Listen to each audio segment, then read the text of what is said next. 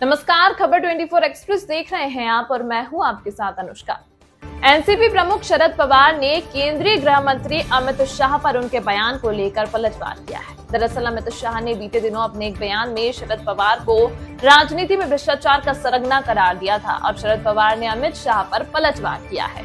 शरद पवार ने कहा कि यह हैरानी की बात है कि एक व्यक्ति जिसे सुप्रीम कोर्ट द्वारा गुजरात से बाहर किया गया था, वो देश का इतना अहम मंत्रालय संभाल रहा है। एक तड़ीपार व्यक्ति दूसरे को आरोपी बता रहा है।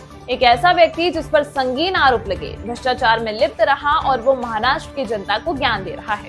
शरद पवार ने कहा कि कुछ दिन पहले गृह मंत्री अमित शाह ने मेरे खिलाफ बयान दिया था और कुछ बातें कही थी। उन्होंने कहा था कि शरद पवार देश के भ्रष्ट लोगों की कमान पर हैं। हैरानी है कि एक ऐसा व्यक्ति देश का गृह मंत्री है जिसे कानून के गलत इस्तेमाल के चलते सुप्रीम कोर्ट ने गुजरात से बाहर कर दिया था। एनसीपी प्रमुख शरद पवार ने कहा, जिस व्यक्ति को निवासित किया गया था वो आज देश का गृह मंत्री है।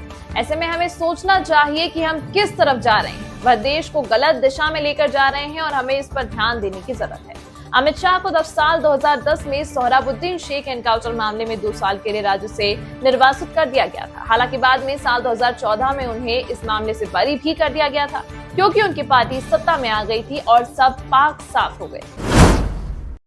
उल्लेखनीय है कि हाल ही में अमित शाह ने पुणे में एक कार्यक्रम के दौरान शरद पवार पर तीखा हमला बोला था। अमित शाह ने शरद पवार को देश में भ्रष्ट लोगों का सरगना बताया था। अमित शाह ने कहा था कि विपक्ष हम पर भ्रष्टाचार का आरोप लगाता है, लेकिन देश की राजनीति में भ्रष्टाचार के सबसे बड़े सरगना शरद पवार हैं। अगर किसी राजनेता ने सरकार में भ्रष्टाचार को संस्थागत बनाया तो वे शरद पवार थे, और मुझे ये कहने में जरा भी संकोच नहीं है। अब वे हम पर क्या आरोप लगाएंगे? अगर देश में भ्रष्टाचार को किसी ने संस्थागत बनाया है तो वो शरद पवार आप हैं, और अब आप हम पर आरोप लगा रहे हैं। वहीं शरद पवार ने भी अमित शाह की सारी पोल पट्टी खोलकर रख दी। उन्होंने गुजरात दंगों से लेकर अमित शाह पर लगे भ्रष्टाचारों की पोल खोल दी।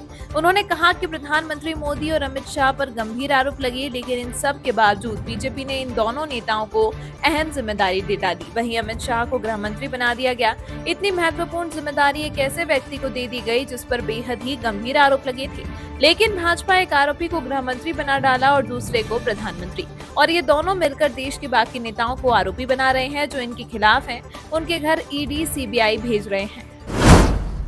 यह खबर आपको कैसी लगी, हमें कमेंट करके अपनी राय जरूर दें। साथ ही इसी तरह की खबरों को देखने के लिए हमारे चैनल खबर 24 एक्सप्रेस को अभी सब्सक्राइब करें। धन्यवाद।